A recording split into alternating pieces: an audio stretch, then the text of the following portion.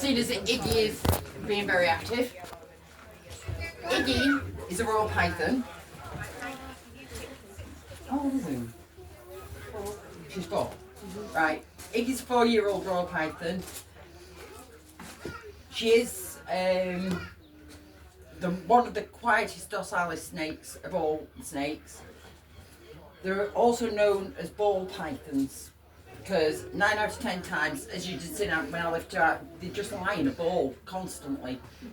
But they got nicknamed royal pythons because the Egyptians used to wear them as jewellery. Because whenever you roll them or curl them round, if it's a horse, they'll stay there. So Iggy goes in with Bethany and he'll just stay wrapped round her neck for hours. They're a rear-fanged snake, so they're not easy. They won't bite that easy. They've not got front fangs. They are not venomous.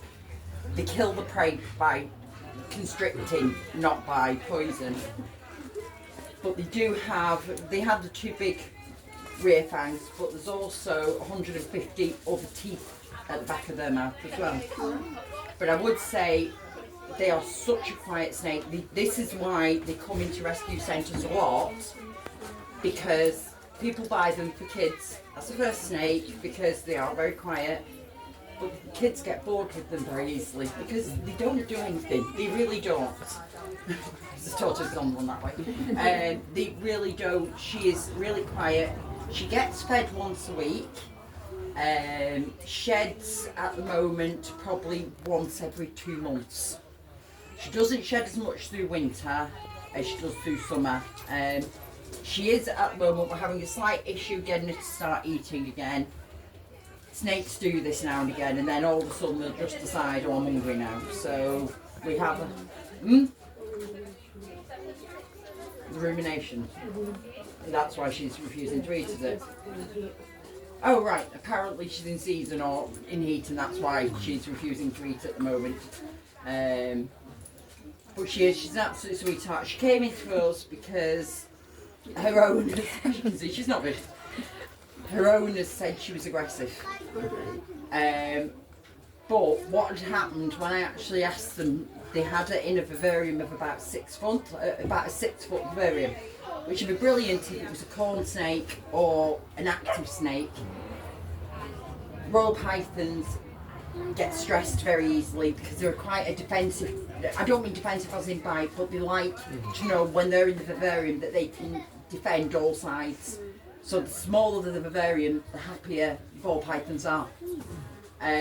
So we swapped her vivarium to a 3-foot vivarium, and she's been an absolute dream. But the owners didn't want her back because I don't think they believed me that she now wasn't. But she isn't. She's an absolute little dream. Bethany took her over because Beth fell in love with her as soon as she saw her. But she is. She never causes us any problems. They can't get, luckily Iggy hasn't. The only thing with reptiles, especially snakes, they do get upper respiratory problems. You can tell straight away because that's one thing we do check with Iggy if she stops eating. If they start mouth breathing a lot, I don't mean just putting the tongue out, tasting the air, but if they've got the mouth open all the time, they can't breathe properly, and that can actually stop them eating. But any infection in the reptile is dangerous because they've got such a slow metabolism. Trying to get antibiotics to actually kick in takes forever. So we are seriously cautious with all of the reptiles regarding illnesses for that reason. So that's Iggy. On the same subject as with the reptiles and infections, as you can see, the reason I've done it this way, the giant one running around the place is a Herman's tortoise. If I can just bring, you can stay still, don't worry, I'm grabbing by the tag, you like. Come here, have it. I know he keeps running into corners, doesn't he? I just want to nick him for 1 minute and then you can have him back. Right, Herman, this one, is the same tortoise as that. They are exactly the same breed. We are guessing, is between 85 and 90 years old. The reason we're going for that is because on checking, he hasn't got a microchip. Now, by law, they have now got to be microchipped, like Herman is, for, I'm giving you back in a minute because he's kicking 7 bells at me.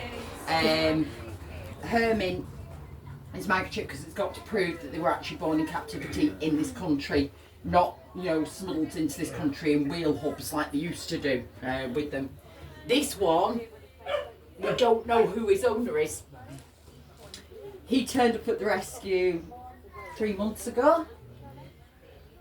Going to the vets, checked, there's no microchip, so we have no way of finding the owner. Went to the police to check if anyone had reported that their tortoise was missing. Checked everyone that we know that owns a tortoise on Arran, and all are accounted for. But he was found in the middle of the road in Shiskin. He was so lucky because the lady thought he was a stone. So with his age, we're not. The only thing we've come back up with at the moment is maybe his owner's passed away, and no one's realised that whoever it was had a tortoise. So at the moment we're taking care of him until someone goes to the vets or the police to say they're missing the tortoise.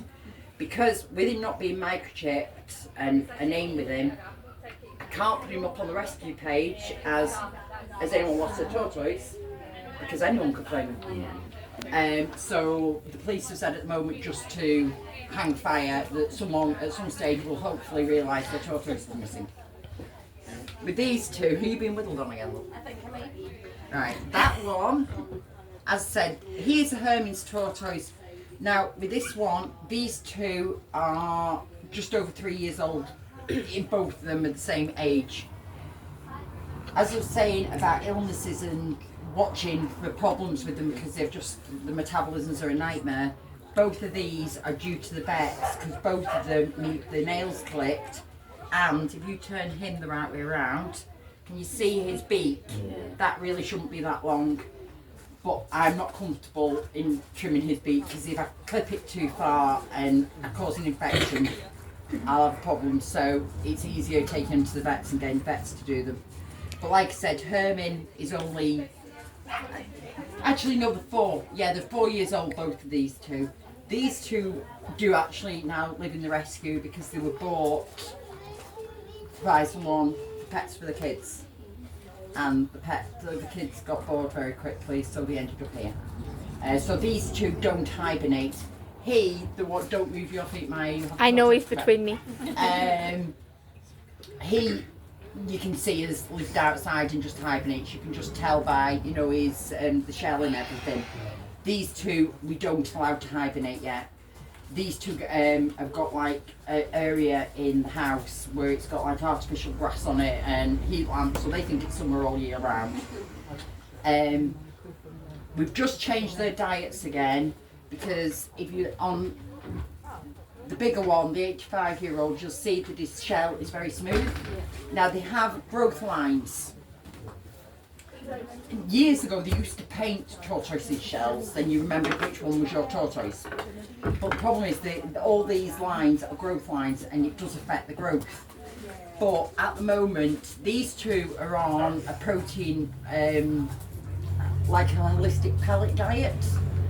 But we've just changed it to fresh grass and fresh fruit and veg because over the last few months, because everything's slow with tortoises, Herman is starting to pyramid.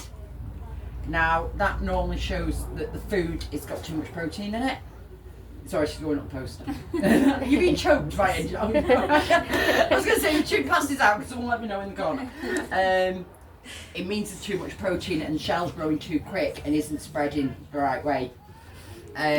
We're on Sheldon, or Eggbert should I say, his shell is growing perfectly fine. So, there we go. He's docile, just choked my daughter to death. It's the snake jewellery. Yeah, yeah. His growth lines are actually growing perfectly normally. So whatever is in the proteins are perfectly fine for this one, but not that, because this one, apart from doorstepping that, what does it say about don't work with children and animals? This is a marginated tortoise, where these two are Herman's tortoises. Now, marginated tortoises end up, when he's fully grown, they're the largest European tortoise.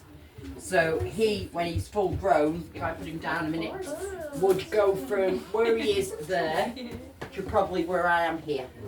And about the same wide. But they end up with a frill.